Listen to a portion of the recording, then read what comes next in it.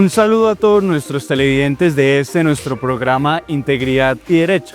El día de hoy vamos a hablar de un tema de sumo interés para toda la ciudadanía relacionado con la responsabilidad del Estado.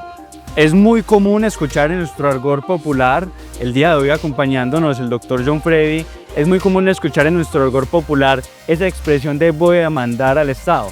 Precisamente para eso traemos a uno de los mejores profesionales en esta área, abogado, especialista, magíster, con más de 20 años de experiencia en el ejercicio del derecho público. Doctor John Freddy, bienvenido y muchas gracias por acompañarnos el día de hoy.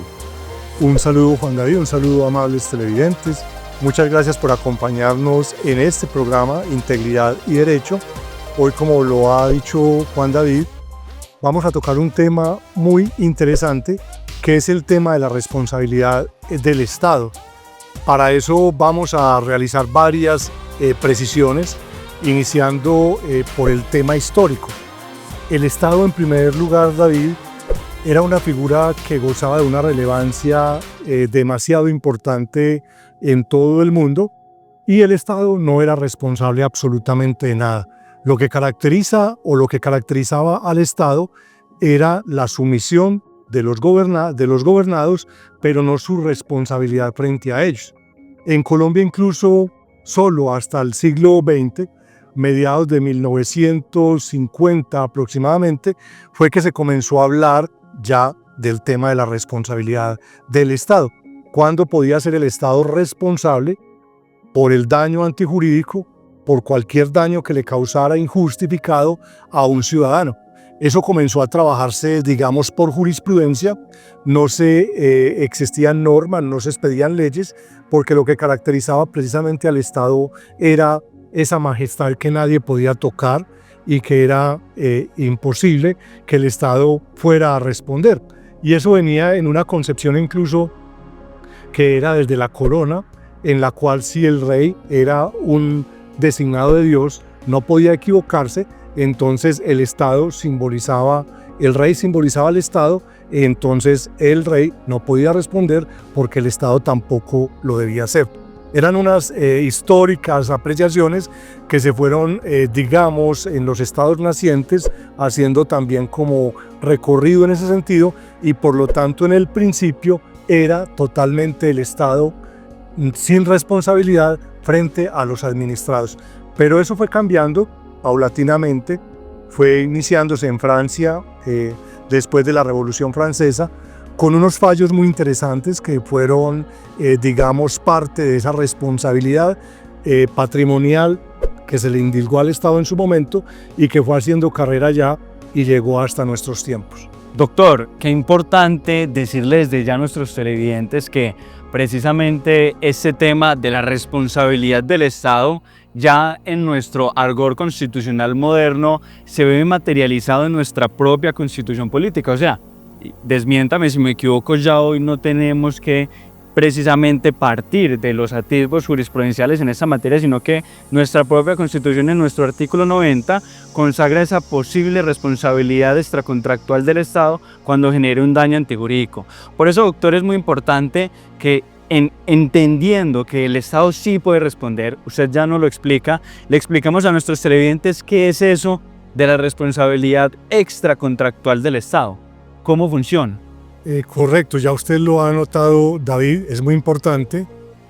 El artículo 90 de la Constitución surge como precisamente la fuente de responsabilidad del Estado colombiano. Es una consagración histórica que se logra en la Constitución de 1991, porque en la derogada Constitución de 1886 no existía ninguna mención a la responsabilidad del Estado.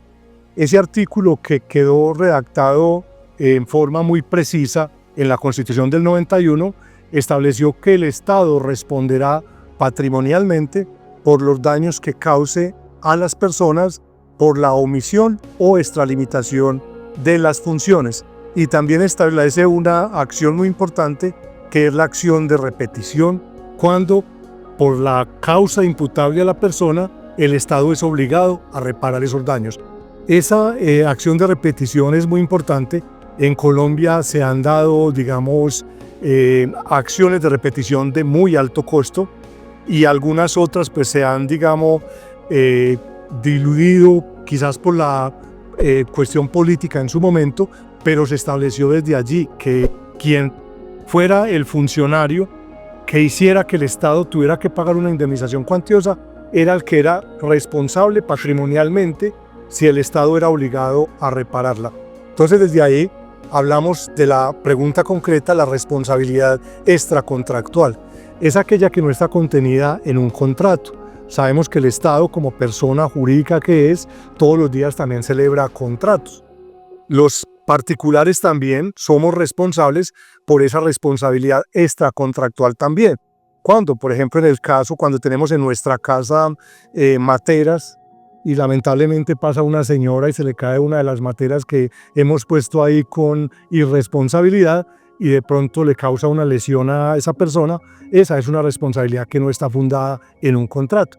Asimismo es la responsabilidad del Estado, cuando por la omisión o por la extralimitación en el ejercicio de sus funciones. Entonces uno puede, como usted lo decía, Juan David, en esa palabra que utilizaban nuestros padres y abuelos, uno puede atisbar la responsabilidad del Estado en muchas facetas cotidianas sin que ni siquiera uno a veces las sienta, las perciba.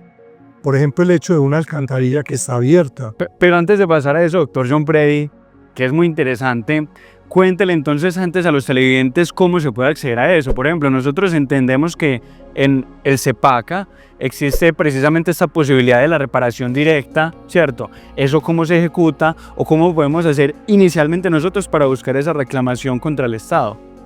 Claro, Juan David, pero expliquémosle a nuestros amables televidentes el CEPACA qué es lo que contiene. El CEPACA es el Código Administrativo y de lo Contencioso Administrativo.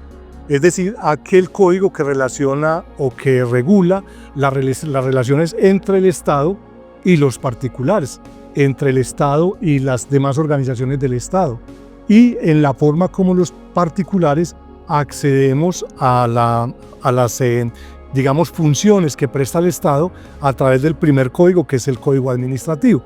En el segundo, entonces, está el contencioso administrativo, que es el que tiene que ver con todas las acciones ya judiciales que podría demandar el ciudadano frente a las omisiones o extralimitaciones que puedan surgir del Estado.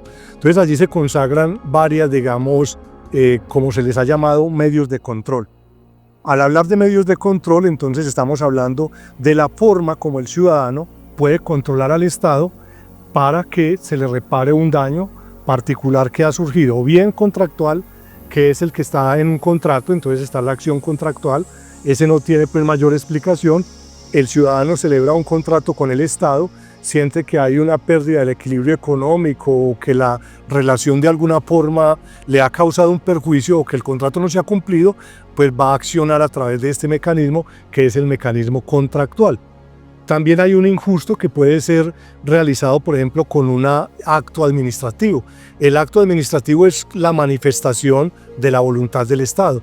Y ese acto administrativo lo podemos encontrar en cualquier documento en el que un órgano del Estado con autoridad emita una decisión. Puede estar contenido en un oficio, puede estar contenido en una resolución, puede estar contenido en un decreto.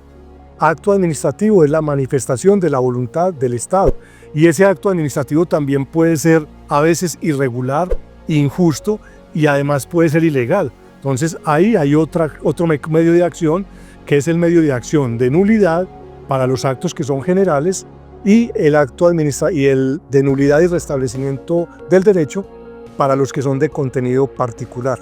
Por ejemplo, un acto de nombramiento en carrera, cuando por ejemplo el municipio o la entidad le impide a un funcionario que ha ganado un concurso presentarse y acceder a ese cargo por algún requerimiento previo que está haciendo la administración y que ese requerimiento, digamos, no está justificado en la ley. Entonces le niegan el derecho a acceder a la carrera administrativa, ahí ese ciudadano puede demandar a través de una nulidad y restablecimiento del derecho.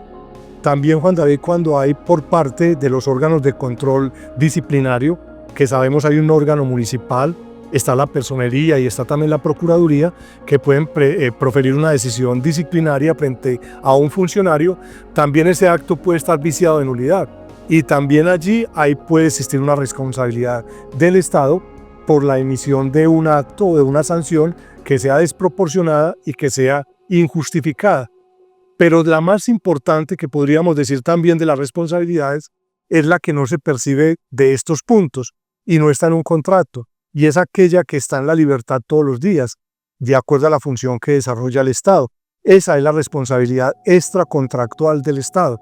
¿Y cómo se accede a ella? A través del mecanismo, por lo general, de la reparación directa. La reparación directa es, digamos, el medio de control que tenemos los ciudadanos para demandar del Estado una condena cuando se ha establecido un acto injusto y que se ha causado un daño cierto al ciudadano y que no lo tenía que soportar. Como decíamos, entonces las empresas de servicios públicos han dejado unas alcantarillas así sin tapar, pasa el ciclista, se cae allí y de pronto perece o se causa unas lesiones injustificadas. Allí hay lugar a que el Estado deba responder por ese hecho. Cuando hay, por ejemplo, temas de seguridad que el Estado tenía que responder por la seguridad de unas personas y se le puso de presente y la persona, por ejemplo, es secuestrada, el Estado debe responder de esa forma. En Colombia fue muy habitual la responsabilidad, y de eso hubo varias condenas incluso, cuando en los tiempos de la violencia aciaga en el país, los CAI fueron dinamitados o muchas bombas cayeron sobre determinados puntos de seguridad y el Estado fue condenado por tener esas infraestructuras, digamos, en lugares donde no debían estar, y por eso se estableció una regla clara en dónde deberían estar esas locaciones de policía para proteger realmente a la ciudadanía por los secuestros que se hacen a veces. Una muy particular fue una demanda cuantiosa que tuvo que pagar el Estado por la responsabilidad de la toma del Palacio de Justicia en el año de 1985. Y diríamos, pero si allí fue la guerrilla la que lo hizo, fue tal y tal cosa, pero fue por las acciones que desarrolló en su momento el Ejército Nacional, que iban en contra de los protocolos que debían cumplirse. Entonces ahí puso en riesgo la vida de muchos de los magistrados que posteriormente fue condenado el Estado a pagar. Doctor, muchísimas gracias. Después de esta cátedra tan importante, tan clara y tan precisa que nos acaba de dar, vamos a salir unos mensajes institucionales para poder retomar este tema. Muchísimas gracias.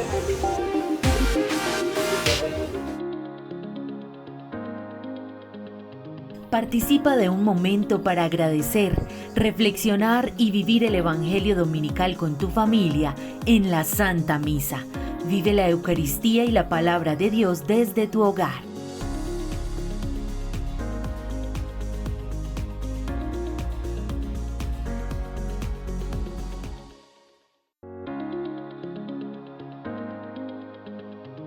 La reflexión de los mensajes de la Sagrada Biblia en el programa Palabra y Vida. Un análisis de evangelistas sobre la palabra de Dios y su mensaje de amor a las familias.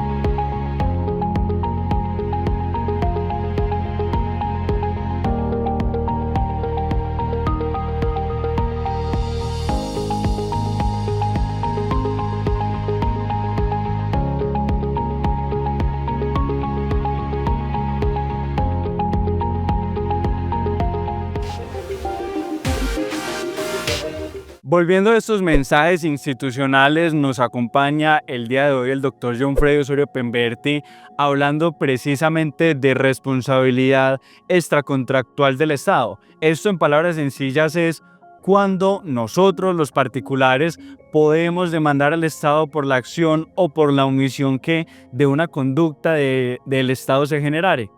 Hoy por eso, doctor, para esta segunda etapa, este segundo bloque de nuestro programa, vamos a tratar un tema importantísimo que son algunos mitos, algunas percepciones de la realidad alteradas que hay por parte de nuestros ciudadanos para poder aclarar realmente cómo funciona este tema de la responsabilidad de la responsabilidad extracontractual del Estado. Primero, doctor John Freddy, cuéntenos si es cierto esa percepción que hay en la ciudadanía de que cuando por un funcionario público, por su acción o por su omisión, el Estado debe entrar a responder con unos dineros, si es cierto que el Estado siempre puede repetir contra él, y si eso sí realmente se efectiviza en la práctica, o eso es dinero que se pierde del erario público. Adelante. Bueno, en Colombia existe la acción de repetición, como ya lo habíamos hablado en un segmento del programa. Esa acción de repetición consiste en la posibilidad que tiene el Estado de recobrar lo que ha pagado en caso de una condena contra un funcionario público, porque este funcionario, con la acción o la omisión, fue el que dio lugar a que el Estado fuera condenado. Pero eso requiere unos requisitos muy especiales. Uno de ellos es que la conducta del funcionario tiene que haber sido que haya actuado con dolo o con culpa grave, y eso básicamente va a un tema probatorio en el cual en muchas ocasiones es muy difícil de probar. En unos puede ser más fácil de identificar, pero en determinados aspectos, pues eso es lo que se debe debatir allí para que pueda ser responsable patrimonialmente. Pero sí, han existido en Colombia, digamos, desde esa introducción de la acción de repetición, muchas condenas que se le han trasladado a los funcionarios que las ocasionaron o por su acción o por su omisión. Doctor, una pregunta muy importante. Estas fallas en el servicio, que nosotros conocemos como fallas en el servicio, pero que en la práctica la ciudadanía la ve más reflejada, por ejemplo, en ese hueco que hay en la calle, ¿cierto? En ese médico que no me atendió de manera adecuada, en esa IPS que no me prestó los servicios hospitalarios urgentes, ¿cierto? ¿Qué podemos hacer nosotros, por ejemplo, en caso de que, como lo vemos en el día a día, un motorizado, a causa de un bache inmenso que existe en la vía pública, termine por accidentarse, por perder su vida, por generar una incapacidad laboral permanente, una pérdida de la capacidad laboral permanente? ¿Qué pueden hacer estas personas? Para esto es preguntarle qué podemos hacer contra también las instituciones del servicio de salud. Claro, siempre que se pruebe de que la falla del servicio obedece, digamos, a esa falta de acción de la autoridad por la acción o por la omisión, es posible reclamar de ella unos perjuicios. Entonces, a través de ello puede hacerse, digamos, a través del medio de control, que es de reparación directa, demandar a cargo del Estado esos perjuicios que se han ocasionado por haber omitido el deber que tenía el Estado de que esas vías se preservaran en forma adecuada. Perfectamente es una de las formas de responsabilidad más claras que se pueden advertir y que existen en Colombia. Doctor, y hay una cosa muy importante, mire, el cine, ¿cierto? Particularmente el cine americano, ¿cierto? El cine estadounidense le ha generado mucho la percepción a las personas de que, por ejemplo, con una demanda como la que estamos conversando, debido a un hueco, ¿cierto? Debido a una falla en el servicio, por ejemplo, en una institución hospitalaria, etcétera, mejor dicho, la persona va a tener la posibilidad de volverse rica y de ahí en adelante 10 generaciones que provengan de esa familia no van a tener la necesidad de trabajar. Porque desde las películas tenemos mucho esa percepción de que con los litigios contra el Estado, por ejemplo, en este tipo de situaciones las personas se pueden volver absolutamente millonarias. ¿Esto es real? ¿Eso es mentira? ¿Cuáles son realmente los perjuicios que se pueden cobrar? ¿Y cómo limita la ley colombiana este tipo de situaciones? Digamos que en Colombia, a través de los mecanismos que tenemos para accionar, hay también unas cuantías que son claras y que se pueden precisar en una demanda, y que de hecho es necesario establecer la cuantía razonada dentro de la demanda para poder demandar al Estado. Es una demanda, digamos, algo técnica que se tiene que presentar y en la cual quien reclama un perjuicio a cargo del Estado, pues tiene que probar, básicamente, que si hay un daño que es cierto, que es injusto y que hay un nexo de causalidad o que existe una relación directa entre la falla o el hueco que estaba dispuesto, que estaba abierto y que realmente ahí está el daño. Entonces son varias cosas que probatoriamente se tienen que probar, digámoslo, dentro del proceso, pero además de eso las cuantías, digamos, son cuantías que no son tan elevadas, son modestas, ¿cierto? En Colombia, digamos, eso depende de quién era la persona, de cuánto devengaba, de cuánto ganaba, de qué perjuicio se está reclamando. En Colombia, por ejemplo, es un país que reconoce por perjuicios morales unas cifras o unas cantidades, digamos, muy modestas.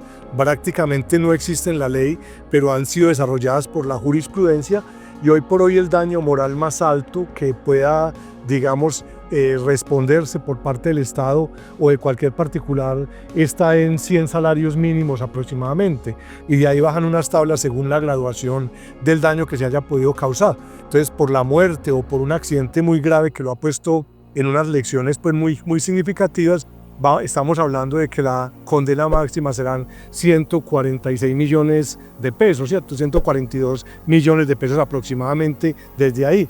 Pero lo básico es que puede reclamar las víctimas indirectas también que acrediten dentro del proceso que sí sufrieron y que el daño ocasionado les generó como daños morales, que son los que podría reclamar una víctima ya indirecta.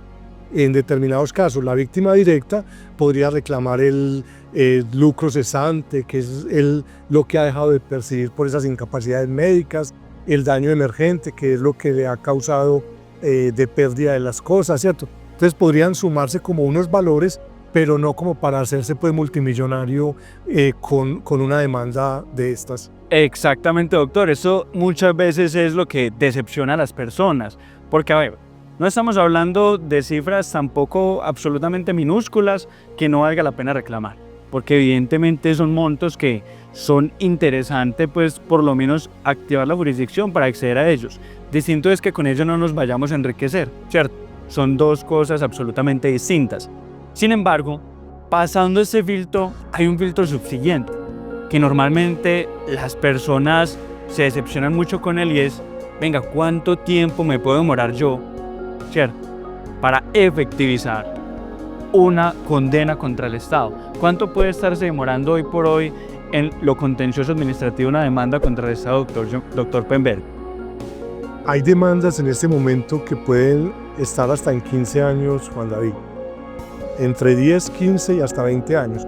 O sea, la jurisdicción es totalmente colapsada y eso que anteriormente existían solamente los tribunales administrativos y el Consejo de Estado. Pero se crearon, digamos, unos juzgados administrativos y realmente el cambio no ha sido sustancial. Hoy por hoy tenemos litigios que ahí están años y años y pueden estar entre unos de 6, otros de 10, dependiendo, digamos, el tipo de demanda. Las de nulidad de restablecimiento por lo general tienen alguna prelación, las que son todavía del orden laboral, pero por ejemplo las de reparación directa son unas demandas que sí son demasiado demoradas, las que se les causa por la muerte en un accidente en un carro a cargo del Estado, dependiendo de la cuantía, si van al Consejo de Estado pueden ser de más demoradas. Esa parte, digamos, es muy, el término es muy largo. Doctor, claro que sí, muchísimas gracias. De ahí que cerremos esta emisión de nuestro programa con una pregunta que se vuelve muy importante y es cuando ese ente judicial toma una decisión en mi desfavor con ocasión de esos perjuicios que yo estaba buscando reclamar, ¿existe la posibilidad de apelar o esas son decisiones que se vuelven absolutas e irrefutables? Para cerrar la sesión del día de hoy. Claro, la mayor parte de estos procesos son de doble instancia. Dependiendo de la cuantía, están en primera instancia en un juzgado administrativo, en segunda en el tribunal. Cuando el tribunal toma en esos casos, según la cuantía, la decisión, la del tribunal es la final. Cuando del tribunal pasa al Consejo de Estado, es la decisión final. Y de allí entonces ya pasa para la ejecutoria de la sentencia y ya se le presenta a la entidad o a la nación para que ya realice la inclusión en los pagos, y este también es otro proceso que es demasiado demorado, porque eso depende en los pagos de acuerdo al presupuesto que tengan las entidades públicas para pagar las condenas, y por lo general es un proceso demorado. Doctor John Freddy, muchísimas gracias. Nosotros sabemos de sus calidades en materia de precisamente responsabilidad del Estado, de derecho público, de derecho administrativo. Sabemos que estamos acompañados de un profesional absolutamente idóneo para hablar de estos temas. Por eso agradecerle por su compañía, y cuéntanos por favor entonces dónde lo podemos contactar, cómo podemos hablar con usted para poder precisamente buscar a través de estos medios de control, a través de estas acciones, los medios para buscar una indemnización, una reclamación contra el Estado.